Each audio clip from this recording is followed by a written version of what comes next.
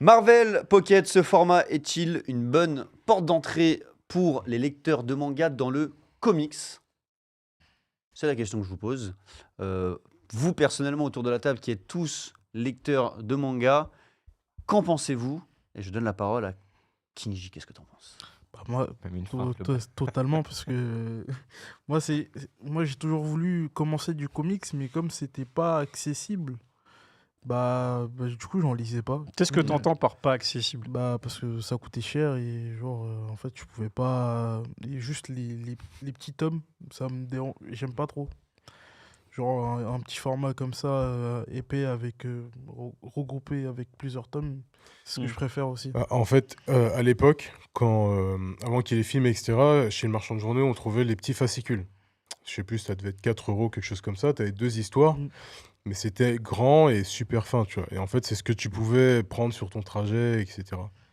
Mais le truc, c'est qu'en fait, tu rates un mois, t'as loupé. Il n'y a plus. Mm. Donc, tu as un trou dans ton histoire. Et du coup, c'était très difficile de suivre à l'époque. Tu avais les reliés, évidemment, mais les reliés, ils étaient à 30 euros. Quand tu es étudiant ou même que tu es juste au lycée, tu vois, 30 euros dans un seul livre que tu lis en même pas une journée, c'est tendu. Mm. Donc, c'est pour ça, je pense que quand on était plus jeune, c'était beaucoup plus difficile. Et voilà. Mais du coup, Kinji, qu'est-ce qui a fait que peut-être toi, t'as pas été attiré par la collection de Urban Comics qui a fait la même chose finalement, tu l'as dit tout à l'heure et le chat l'a rappelé, il y a 2 ans. Pourquoi est-ce que t'as pas été attiré par ce nouveau format à prix de... J'avais oublié qu'il y avait ce format. Bah, en fait, ouais, est-ce que la com est arrivée jusqu'à nous, communauté manga, entre guillemets? Je suis pas sûr. Ok. Parce que même moi, j'ai du comics et j'ai l'info, elle m'est passée sous le nez, j'ai découvert en librairie. Parce qu'ils ont un beau stand et tout qui tourne avec les tomes et qu'il y a des séries qui m'intéressaient, c'est là que j'ai découvert. Mais je pense que la com a pas été ouf à ce niveau-là. Paul, toi de ton côté, qu'est-ce que t'en penses? Est-ce que tu pourrais être attiré ou est-ce que tu penses que même de manière générale, les lecteurs de manga peuvent être attirés par cette nouvelle collection? Alors moi déjà j'ai toujours aimé le comics et j'ai commencé par la BD et j'ai très vite en fait ma sœur m'a mis à la BD, moi j'ai très vite pris le pas du manga et l'entre-deux le comics c'était plutôt logique. Je pense que ouais, comme j'ai dit là juste avant, je pense que ça va venir faire chier le manga, clairement. Euh, Parce qu'effectivement le manga on va arriver sur des séries qui arrivent à leur terme et que du coup des gens vont peut-être rechercher des nouveaux formats accessibles et le comics vient de se rendre accessible à travers ce format. Du coup, je pense que ouais, le manga, ils ont un peu de bile à se faire. Après, je pense niveau vente et proposition, ça va pas se voir. Ouais, ça reste. Ça veut dire, très léger. ça veut dire toi, tu vas Ouais. peut-être sauter ton tome je sais pas, de Sakamoto, et encore non, pas Sakamoto. Ouais. Mais il y a un tome, tu vas peut-être pas le prendre pour prendre ça à la place, mais tu vois, sur tous les mangas qui se vendent tous les jours, ça sera très minime. Parce qu'au final, on n'a pas tant de séries, tant de Ouais, choix. c'est ce que j'allais dire. Pour l'instant, en tout cas. Je pense que le comics n'est pas assez diversifié. Enfin, son offre n'est pas assez diversifiée. On l'a vu au nombre de Spider-Man qu'il y a, tu vois. Par rapport au manga où t'en as pour tout le monde et t'as à boire à manger dans le manga game. Tu vois. Alors que comics, je pense que tu vas avoir peut-être plus de mal à détecter vraiment un truc qui va te parler à toi, quoi. Donc pour moi, un lecteur normal, ouais, ça va prendre 1 ou 2 places dans sa bibliothèque, tu vois, mais ça va pas remplacer non plus. Ça n'a pas assez d'ampleur pour ça, actuellement en tout cas. Personnellement, je pense que ce format, il a beaucoup de potentiel. Alors, je sais pas D'accord. s'il va me convertir moi, personnellement, mais je pense que ça dépend beaucoup de Panini. Ils ont tout le temps un stand dans les événements manga. Le dernier en date qui me vient en tête, c'était Angoulême, où ils avaient un énorme stand et il y avait énormément de comics dans ce stand, à Manga City. Et il y avait peut-être pas l'offre dans ce stand qui correspond à la clientèle qui est sur place.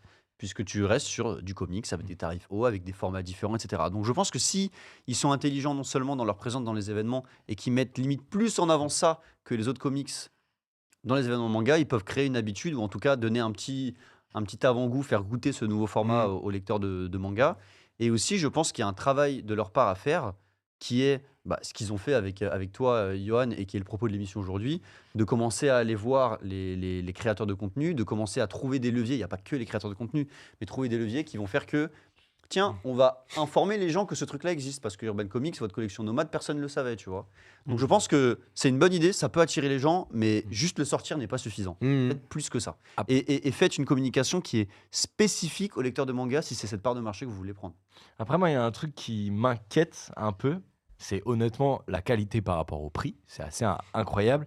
Et est-ce qu'on n'est pas sur une offre de lancement pour attirer l'œil où on est du coup à 7,90 je crois. Et en vrai, tu vas compter, je sais pas, dans 1 an et demi, on est à 12,50 tu vois. Ça n'a pas été vendu comme tel. Urban, je crois pas qu'ils aient augmenté. Donc, enfin, en théorie, non. Après, on verra, tu vois, avec. Si ça augmente, grave. ça augmente. C'est pas une Je volonté pense pas que ça prévue. augmentera parce que tu as d'autres formats qui existent pour ce genre de Après, comics. tu Moi, je vois. pense que ça augmentera à voir à quelle allure, tu vois. Oui, Il y a mais quand même une comme barre tout. symbolique des 10 euros, Oui, un peu comme le Happy Meal à 5 euros, tu vois, et 4, je sais plus. Je pense qu'il y a une barre symbolique que s'ils dépassent, surtout si c'est une promesse qu'ils font, ils vont se faire cracher dessus. Hein. Regarde, le manga, ils font une augmentation de prix. Bon, là, ça fait quand même pas mal à la suite, mais la première qu'ils ont fait, ça faisait un bail qu'ils n'avaient pas fait d'augmentation. La dernière, c'était il y a 1 an et demi.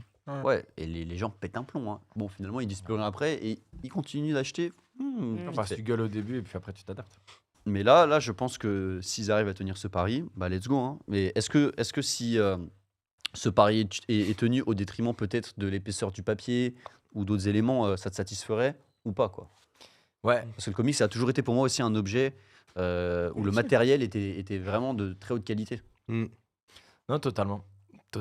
À voir s'ils peuvent Ouais, tenir ça. C'est ma format crainte. hardcover, tu vois, des fois cover exclusive, ce genre de choses, tu vois. Donc il y a tout qui joue. Moi, personnellement, tu l'as dit, Kevin, c'est, je pense, une question de communication avant tout.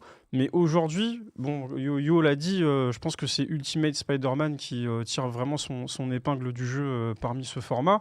Maintenant, comment tu le vends à des fans de manga et comment eux peuvent se tourner vers le comics. Encore une fois, on sait que c'est accessible vis-à-vis du format, que du coup c'est pas un omnibus et que ça raconte vraiment les premières histoires de Peter Parker dans un relaunch qui a été fait au début des années 2000. Mais il y a tellement de nouveautés côté manga qui sortent par semaine et que à côté tu as des animés qui sortent et qui du coup, si par exemple je prends l'exemple de Kaiju là qui est sorti où tu as 2 épisodes et les gens ils sont en train de se remettre dedans parce qu'ils avaient pas pris le train en marche, comment à côté ça tu vois tu peux le ramener alors qu'il y a tout le temps des nouveautés et l'animé qui se ramène derrière. T'as totalement raison, mais il y a un truc que tu dis et qu'on dit depuis tout à l'heure, on revient sur Spider-Man. On a montré ce qui sortira le plus. Spider-Man parce que c'est ça qui fait vendre, mais la question aussi c'est est-ce qu'ils vont... Enfin, qu'est-ce qu'ils doivent proposer à part Spider-Man pour attirer les gens? Parce qu'à un moment, ils vont donner à manger sur ça, mais il va falloir trouver autre chose. Est-ce qu'ils vont réussir à trouver les bonnes histoires, les bons héros pour convaincre les gens? Ça, la question. Après ça dépend de l'affinité que tu as avec les héros et quel héros est le plus populaire. Et Parce que, tout comme tu dis, il y a Kaiju, il y a machin, il y a bidule, il y a énormément d'offres.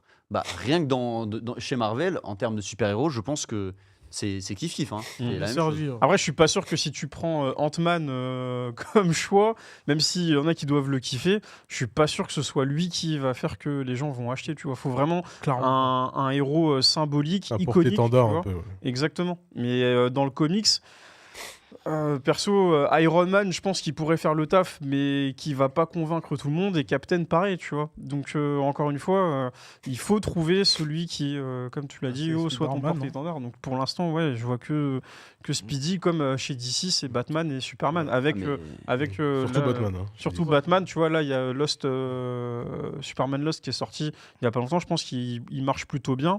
Mais voilà, tu vois, ça reste toujours les mêmes. Donc, les autres à côté, Ultimate, X-Men, peut-être Deadpool. Il y a un manga Deadpool de Panini qui est sorti d'ailleurs Ouais, aussi. et je crois que dans ce format-là, peut-être que j'ai des bêtises, mais je crois qu'il y a un Deadpool qui est prévu. En fait, tu as plein de petites séries qui s'appellent Deadpool versus quelque chose. Et en fait, ça va être compilé dans. Mais je sais plus si c'est ce format-là ou pas, mais ça va être compilé. Donc Deadpool, c'est pas mal. En plus, il y a le film. Plus. Wolverine qui va sortir. Donc, ouais, il y a le film qui va sortir là avec Wolverine. Et je pense, justement, faudra que eux ils jonglent sur, comme ils l'ont fait jusqu'à maintenant, sur les films, les jeux vidéo, un peu ce que les gens ils kiffent. Je pense que quand le jeu Wolverine va sortir, là, faut sortir Wolverine, tu vois. T'as pas mal de séries intéressantes sur lui. Bah, t'as Wolverine Origins, t'as Wolverine Origins 2 déjà, Old Man Logan, t'as Wolverine et les X-Men où justement il crée son école, etc. Je pense que ça sera le moment pour les sortir au moment où le jeu va sortir. Je pense aussi que jeu vidéo, t'as vraiment un truc à aller chercher. Tu vois, Assassin's Creed, ils se sont un peu lancés dans le webtoon. Un format comme ça, Assassin's Creed, je pense que ça peut être. Voilà, un truc en complément ou limite peut-être le proposer sur faire des petites opérations en mode ouais, si tu t'achètes le jeu sur tel tel magasin, tu peux avoir le comics pourtant, tu vois, Ouais, carrément. des petits trucs comme ça peut aider à faire lancer aussi. Je pense qu'il pourrait amener aussi les lecteurs de manga, c'est peut-être plus les one-shots. Tu vois, genre, je prends Oui, l'exemple de Polo, Je suis d'accord. qui lui, tu vois, me parle tout le temps de The Last Ronin côté Tortue Ninja. C'est un one-shot et il a kiffé. Tu l'as fini ou pas ou... 10 pages. Bon, C'était- mais il fait, Mais il kiffe. il fait que de m'en parler. C'était un one shot, parce qu'il y a une suite. Oui, maintenant c'était il y a une Ah, suite. arrive. Oui, c'est vrai. Tu il va y avoir. l'avais vendu justement comme un one shot et c'est ce qui m'avait attiré parce que je savais que derrière j'allais pas, ou bien si ça commençait, tu vois, j'allais pas avoir à rattraper. Ouais, Tom, tu vois. ouais, exactement. Ouais. Donc je pense que ça peut jouer aussi et peser dans la balance pour un lecteur de manga qui se dit ok, je kiffe les mangas, mais j'ai envie de me lancer dans le comics et tel ou tel super-héros m'intéresse. Je pense que commencer par des one-shots, et je pense que c'est ce qu'ils vont proposer aussi peut-être dans ce format, je pense que ça peut amener. Après, maintenant, il y a toute cette question de communication autour et comment tu vends un héros de comics quand toi, tu es habitué à avoir du manga. Ouais. La question, elle est là. Et là, c'est un peu plus délicat.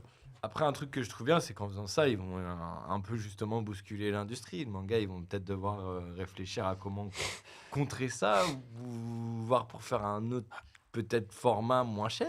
J'ai envie de te dire. Non, ils s'en branlent. T'inquiète pas, ils ouais. s'en foutent. Ils Ah s'en ouais. foutent. Oh, c'est pas Non, mais un ils s'en ennemi, branlent le maintenant. comics. Hein. Si toutefois le comics prend vraiment plus de place, je pense qu'ils s'en branleront pas. Non, malheureusement, en fait, on va revenir à une question que je voulais vous poser moi, c'est que malheureusement, le comics n'a pas pris de part sur le manga, alors qu'il y a eu des films, il y a eu des adaptations, elles ont cartonné, tu vois, tu regardes.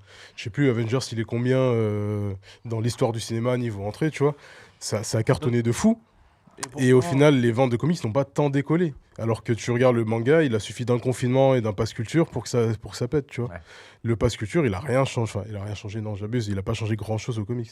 Donc je pense que si il n'y a pas eu d'inversion à ce moment-là avec les films, etc., il n'y en aura pas par la suite. C'est pas un petit format qui va faire que ça va changer les habitudes des gens et leur envie de découvrir le comics. Surtout que pour moi, l'âge d'or Marvel au cinéma, Il est passé. il est passé. Il y en aura un nouveau, c'est sûr. Mais là, on est limite sur une descente aux enfers, j'ai l'impression. Là, le super-héros, mais c'est normal, c'est cyclique, tu vois. Le super-héros, on en a marre, on en a eu trop pendant On a longtemps. trop mangé. T'as eu des trucs, même pas forcément du Marvel, du DC, t'as eu de tout. Donc là, on est plus dans par exemple, The Boys, c'est Ouais, dans l'anti-héros. voilà, c'est de la critique de ce système-là de héros. Même Invincible, de base, c'est C'est une critique, une ouais. parodie du système super-héroïque qu'on connaît de base, de Superman, etc. Donc je pense que oui, là, l'ère super-héroïque, Marvel, DC, etc., elle est en train de passer, en tout cas, c'est tassé. Et donc, c'est pas maintenant que ça va prendre dessus sur le manga, tu vois. Ah, je pense que les choix, surtout côté DC, n'ont pas aidé. Marvel, comme tu l'as dit, c'est un peu une descente aux enfers parce que on part quand même si on remet un petit contexte, dans les années, on va dire 70, 80, dans les années 60, il y a eu la première série Batman avec Adam West, qui était vraiment genre très parodique, très comics, avec quand tu mettais des coups de poing, ça faisait des pas au pof, je sais pas quoi. Après dans les années 2000, on a eu les films de Joel Schumacher où c'était pas ouf du tout côté Batman. Après, pour moi, la vraie porte d'entrée, c'est quand Sam Raimi est arrivé avec sa trilogie Spider-Man, et que là, on a vraiment eu de bons films. Mais en fait, on avait des films vraiment pourris à des films ultra qualitatifs, sauf que ces films ultra qualitatifs, on en a eu beaucoup trop. Ce qui fait qu'au bout d'un moment, Marvel, c'est cool, ils ont eu leur pente. D'ici, ils n'ont jamais réussi parce que mauvais choix scénaristique, mauvais peut-être. C'était bancal. Ouais, C'était juste casting, bancal. ce genre de choses, ce qui fait que ça n'a pas tenu la route. Et les gens, ils ont lâché. Et aujourd'hui, je pense que les gens, comme tu l'as dit, n'ont pas forcément envie de se remettre dedans parce que flemme, trop compliqué, l'univers complexe, ce genre de truc. Ouais. Et du coup, ils ont lâché. Et là, c'est ce qui se passe aussi avec Marvel de ce côté-là. Tu vois, moi, personnellement, depuis depuis No Way Home, j'ai revu aucun film Ouais, je sais Marvel. pas, moi tu vois. aussi. Hein. Donc la question se pose aussi parce que manque de temps et parce que t'as du mal à suivre ou parce qu'il y en a trop. Ouais, et le fait qu'ils te demandent d'aller regarder des séries, ils te demandent toujours plus, tu vois. Ouais, c'est ça. Ils ont vu qu'il y avait une Ouais. poule aux œufs d'or et ils en ont abusé. Je pense que tout le monde en a eu plutôt marre sur ça. Il y a des réactions dans le chat. Déjà, tu as parlé de Invincible. Il y a Jigito qui est dans le chat, qu'on salue, qui nous a Jigiri. fortement Pardon. recommandé de regarder Invincible et aussi C'est X-Men important. 97. Ouais. C'est important. Il a kiffé X-Men 97. X-Men, ouais. Moi, je regardais dans l'avion. tu vois. T'as Benny trop qui bien. est très actif depuis tout à l'heure, Benny FR33 qui parle énormément de comics. Je pense qu'on est sur un gros fan de comics. Merci pour ta participation, Benny, qui dit que on a beaucoup parlé de prix. Benito Non, Benny. Ah, On a beaucoup parlé de prix et il dit que chez Urban Comics, Nomad a 3 types de prix qui sont inchangés depuis la création. Et il y en a un à 10,90, donc on est à peu près au prix de ce qu'on a là. Il y en a un à 8,90, c'est un peu moins cher. Et il y en a un à 6,90. Ah oui. Mais ils sont vraiment fins ceux-là. Ils sont vraiment fins. C'est des petits, justement, c'est des petits one-shot. Par exemple, Killing Joke, il est tout fin. Oui, King Joe, Et c'est tout fin, donc, ouais. Ouais. ça, celui-là, il doit être à 6,90. Donc il y a une proposition un peu plus large. Et pour le coup, c'est vraiment pas cher. Et si c'est du one-shot ou si c'est 2-3 tout petits tomes, c'est très très digeste, quoi. En fait, moi, je pense que ce qui pourrait aussi amener les lecteurs de manga, mais là, on est vraiment dans un what if, si je puis me permettre, c'est que, en vrai, si on prend un auteur de manga qui fait ça très bien, c'est Murata.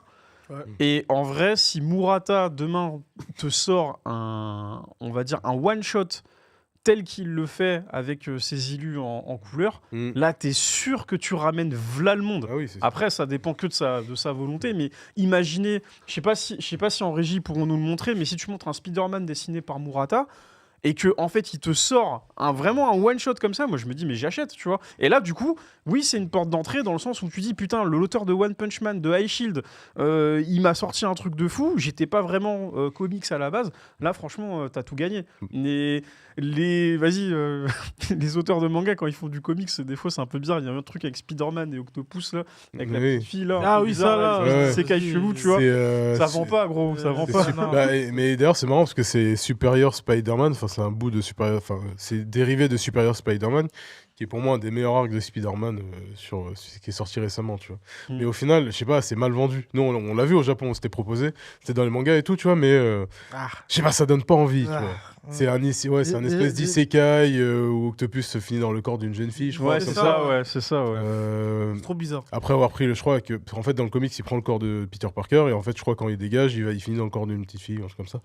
J'ai pas lu, mais même quand c'était vendu au Japon, je pense que ça va au Japon vu les couvertures, mais chez nous ça marchera pas. Ils aiment bien les tentacules là-bas. Voilà. Ouais. Vous pensez Un peu trop. aussi, est-ce que vous pensez aussi qu'une des raisons pour lesquelles ça a du mal à se vendre, voilà, c'est ça dont je parlais, je pense. Ouais, exactement. Ah là ouais, là tu là. vois. Et c'est même pas la meilleure. C'est pas, ouais. Ouais, c'est pas la meilleure, mais C'est- elle est stylée. Bon, pour ceux qui voient, ceux qui ne voient pas, c'est Miles Morales dans Into the Spider-Verse, Ouais, dessiné par par Murata. Murata. Exactement. Une des raisons pour lesquelles je pense le comics ne se vend pas, on l'a dit, c'est quelque chose qui est pas du tout censuré par rapport au film. D'accord? Donc c'est hard, on voit du sang, on voit des organes, ouais, des fois des organes, on voit des actions envers des termes qui sont utilisés qui sont vraiment hardcore, comme je le disais, une fille qui monte ses seins pour distraire Hulk, ce genre de choses.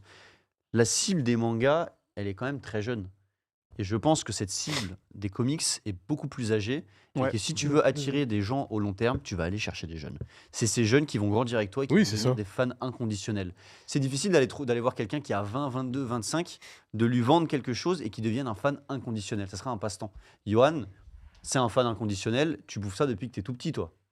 Voilà, tu vois. Donc, je pense qu'il y a aussi ce truc-là. Donc, malheureusement, le fait que les comics ne soient pas pour un public un peu plus large fait que les parents ils vont pas acheter pour leur enfant. Les parents ils vont prendre le truc de The Boys, ils vont l'ouvrir, ils vont tomber sur les pages où je suis tombé tout à l'heure, où il y avait Ouais, faut un peut-être les mettre sous monsieur blister, très hein. musclé et une dame qui était tombée juste devant lui et ils étaient tous les deux tout nus bizarrement. Je pense qu'il n'achètera pas ça pour son petit garçon ou sa petite fille. Mais Ultimate Spider-Man, oui. En fait, il y a un point qui est assez intéressant, c'est que dans Ultimate Spider-Man, tu suis vraiment depuis le début. Donc, tu as Peter Parker, tu as son ascension, entre guillemets, tu as vraiment du début à la fin, et on est sur un peu un schéma de shonen au final. Ouais, parce qu'il a 15 ans. C'est-à-dire qu'il est là, il est gamin, donc ça oui. correspond au public qu'on veut cibler, Ouais. tu vois, au Ouais. public manga, au public shonen. Il part de rien, c'est un loser, et il monte, il s'entraîne, il passe au-dessus des complications, etc. On est vraiment sur un schéma shonen, et encore une fois, on reste sur un même artiste, un même scénariste, donc il y a une vraie continuité. Et pour moi, c'est ce genre de titre qu'il faut proposer à la commune manga parce que ces gars, ils vont grandir, entre guillemets, avec, tu vois, ils vont évoluer avec le personnage. Sauf qu'on est aux États-Unis. On n'est Oui, pas au oui, Japon. oui, certes. Donc le problème se pose là, c'est que en fait, comme l'a dit Polo en début d'émission, nous on a la BD française, au Japon ils ont les mangas et aux US ils ont le comics. Et en fait, je pense que les auteurs de comics, je suis pas sûr qui pensent forcément esprit shonen ou à l'international, tu vois. Oui, oui. C'est un peu dommage. Et puis on va pas se Mais- mentir, dans ce qui plaît dans les mangas, pourquoi le manga ça marche, c'est parce qu'il y a aussi ce fantasme japonais en ce moment, tu vois, où tout le monde veut aller au Japon, tout le monde kiffe la culture asiatique, entre guillemets. On n'a pas de fantasme sur la culture américaine, tu vois, enfin pas tant que ça, le rêve américain c'est fini. C'est moins fini, en moins, ça Donc date. donc il y a ça qui joue aussi là-dessus, tu vois. Surtout que. Et je te donne la parole juste après. T'as un petit rêve Eren ou américain Maxime. Surtout que le fantasme américain, il s'est tellement internationalisé, Oui. c'est les États-Unis partout. Mhm. Donc finalement, non mais c'est vrai, tu vois, c'est la culture américaine, elle est... Là, Déjà, c'est quoi la culture américaine? C'est un pays qui est très récent. Et ils sont arrivés, ils ont exterminé les gens qui étaient sur place, ils ont fait leur culture. Ah, les hamburgers, c'est américain, connard, ça vient de Hambourg, c'est pas américain. Les pizzas, c'est américain, connard, c'est italien. Qu'est-ce qui est américain? Bah, pas grand-chose, tu pas vois. grand-chose. Donc la culture américaine, c'est un truc très jeune et ça s'est mondialisé, alors que le Japon, c'est l'inverse, tu vois. C'est ça qui fait le fantasme, encore plus en France. Maxime. Mais Oh. Waouh. Mais la question c'était, est-ce que aussi c'est pas la nouvelle génération? Parce que même le manga, en vrai, c'est en train de chuter, les ventes de manga, les trucs comme ça et tout. Est-ce que c'est pas juste tout simplement la nouvelle génération qui est plus du tout intéressée par tout ce qui est bande dessinée, livre, et qui est juste intéressée par le côté les animés, le fait de regarder quelque chose de numérique? C'est vrai que Les- c'est d'autres habitudes de consommation. Bah, les mangas chutent parce qu'ils sont montés de manière... Et ça augmente les parce que prix. c'est et cher. tout. C'est Et avec le Covid, avec le pass culture, avec plein d'éléments. avec Mais beaucoup de choix, etc. c'est légèrement en dessous de ce que c'était pré-Covid. Donc finalement, ça fluctue et c'est un peu en dessous. Non, Je bah, pense- je crois qu'on est toujours au-dessus du pré-Covid. Hein. Tu penses qu'on est toujours au-dessus du pré-Covid? Mais on a beaucoup plus de choix déjà. Donc, Non, je parle forcément, des ventes, moi. Au niveau des ventes, moi je pense. Hein. Ah non, ça s'est stabilisé. C'est-à-dire Ah, que pourquoi pareil alors? Par rapport à Ouais. 2019, ouais, tu penses bah on est en vrai on a eu un plus 300% parce que Covid, mais là on est revenu sur des chiffres d'avant avant, le Covid, ouais, ouais. 2017-2018, tu vois. Et c'est vrai qu'il y a une diversification de l'offre. Donc évidemment, il y a les animés qui cartonnent. Donc je pense que oui, les animés vont booster les ventes du manga dans certains cas. Demon Slayer est le meilleur exemple. En plus, c'est chez Panini. Oui. Oui. Mais il y a aussi... donc ça peut aider, mais bon, finalement, l'animé, c'est un concurrent du manga, hein, quelque part. Et Mm. la deuxième chose, c'est que le numérique, c'est du manga, mais c'est un concurrent du manga papier aussi. Oui, bah oui. Donc forcément, il y a des choses il y a des éléments qui vont faire que le manga papier va baisser. Mais les chiffres sont toujours très bons et je pense qu'en France, on est très attaché au papier, donc ce sera toujours très bon. Le comics, il est disponible de manière générale en digital, Johan? Pas en français, de ce que je sais. Bah, tu as peut-être sur les plateformes Amazon, Kindle, etc. Je suis même pas sûr. En VO, tu as Marvel Unlimited, qui est une application tablette, téléphone où tu as quasi tout. Tu as juste 3 mois de retard sur la publication américaine. Mais en Ça gros, va. c'est comme la publication française, quoi. Hmm. Mais juste c'est en anglais. Mais sinon, non, t'as pas une aussi grosse offre. En fait, t'as pas ces trucs-là comme nous, on a Mangayo. C'est quoi, Manga Plus? T'as pas ces trucs-là pour lire en digital de Mhm. façon très simple et gratuite. Ok. De mémoire, en tout cas, je vois pas. Et tu penses que si c'était mis en place par Panini, par exemple, s'ils ont tous les droits numériques et qu'ils arrivent à le faire, ça pourrait intéresser les gens ou même ça, on n'accrocherait pas? Franchement, je sais pas. Faut- Bah, si je pars de moi, ma position de consommateur comics, où on aime bien les variantes cover, le faire dédicacer nos comics en convention, etc. Si je pars du principe où tout le monde est un peu comme ça, non, parce qu'on veut du matériel, on veut du papier.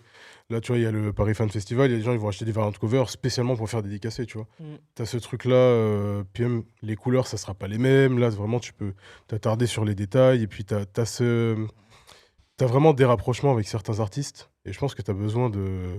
Tu sais, t'as tes favoris, et t'as besoin d'avoir la version papier de ces trucs-là, tu vois. Quand t'es un OG comme toi, Oui, en porte si tu d'entrée, veux. en porte d'entrée, Mais- tu vois. Mais quand tu veux découvrir l'univers, le fait d'avoir par exemple tout un catalogue, même si tu t'attardes pas dessus, c'est pas mal. Je pense que c'est assez intéressant. Justement, tu peux voir un peu tout. Tu peux y voir des trucs des années 60, des années 80, tu vois. Ouais, et c'est voir ce ce que qui j'allais dire, t'intéresse. plus dans ce sens-là, parce que c'est tellement divers et varié que forcément tu préfères aller choper en numérique que d'acheter un truc des années 60, ne pas kiffer et au final ne plus jamais rentrer dedans, quoi. Donc globalement, la question de base était, pensez-vous que cette version Pocket peut peut-être concurrencer le manga? Peut-être que concurrencer, c'est un mot un peu trop fort, mais peut aller intéresser des lecteurs de manga, Moi, je dis oui. globalement. Toi, tu dis oui, Ouais. Johan? Oui, dans le format, dans le prix. En fait, elle peut juste. Rien que le fait que ça soit si peu cher et accessible, déjà, ça donne l'opportunité à des gens qui n'en avaient pas l'opportunité. Même pas forcément des lecteurs de manga, juste des gens qui s'y intéressaient mais qui n'avaient pas les sous ou qui n'ont pas passé le pas. Bah là, ils se disent, ah bah ouais, vas-y, porte d'entrée. Ça commence dès le début de Spider-Man, vas-y, let's go. Tome 1, c'est pas cher, je peux le rajouter dans mes courses, ça change rien, tu vois. Donc, en fait, ça peut intéresser n'importe quel public. Donc, encore plus les fans de manga qui, en ce moment, peut-être saturent un petit peu de tout ce qu'on a comme sortie. Des styles shonen, de toute façon, on le voit bien, c'est cyclique. Il y avait un gros truc shonen, là, on est un peu en mode, ouais, les shoujo, c'est peut-être pas mal parce qu'on en a marre du shonen, en fait, on a besoin de changer un peu. Donc, est-ce que quand on aura fait le tour des seinen, des shoujo, des machins, est-ce qu'on voudra pas chercher autre chose? Et dans ce cas-là, des comics.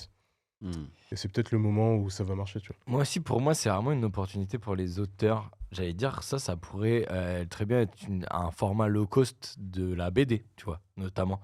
Je pense aussi, par exemple, à un Colossal, ça sort comme ça, c'est archi accessible.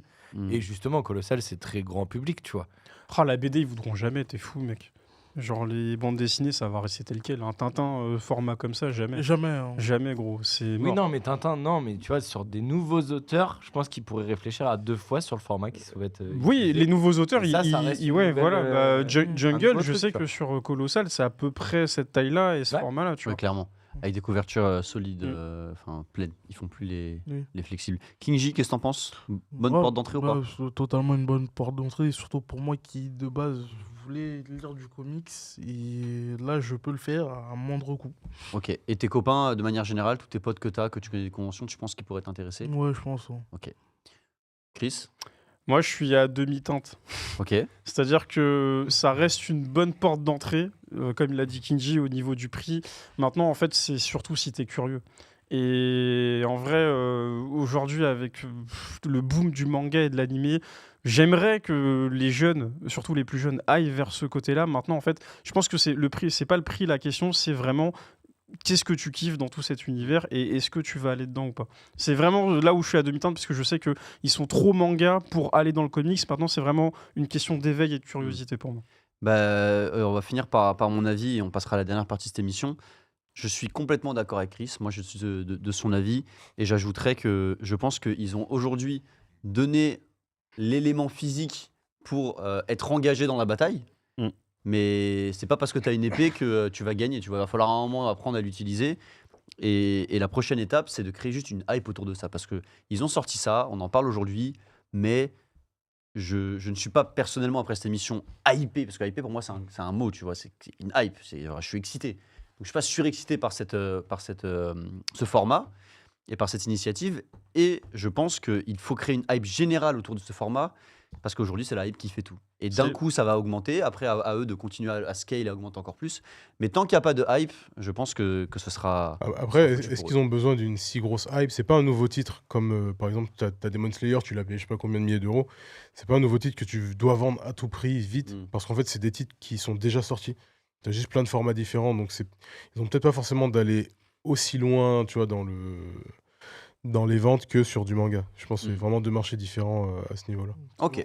Et moi, juste par rapport à ça, il y a un truc tout bête, hein, où ça peut très bien marcher, notamment avec les amis, les trucs comme ça, c'est que ça, je te le prête sans sourciller. Tu me dis, ouais, ça a l'air sympa, je te le file, tu vois, tu l'abîmes, c'est pas grave. Par contre, mon tome à 90 balles, je le prête pas. Ah, ça va. Et ça fait une différence, tu vois. Mes omnibus, je les prête pas même à mon frère, je les prête pas, tu vois. Ils sont dans le placard, fermés, même le soleil ne voit pas mes omnibus.